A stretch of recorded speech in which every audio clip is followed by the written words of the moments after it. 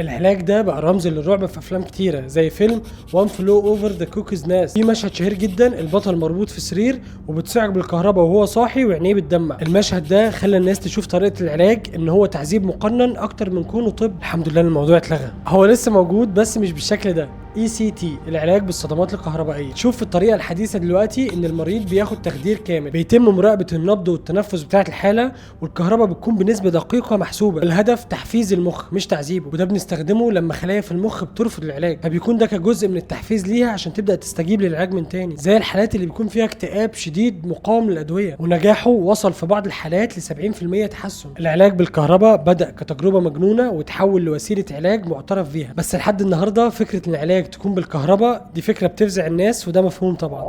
العلم كل يوم بيتطور، والطب ما كانش دايما رحيم، بس كل تجربة مرعبة زي دي كانت خطوة غريبة ومؤلمة في طريق فهمنا لعقلنا البشري. تفتكر لو كنت موجود وقتها وكانوا عرضوا عليك علاج الكهرباء كنت وافقت؟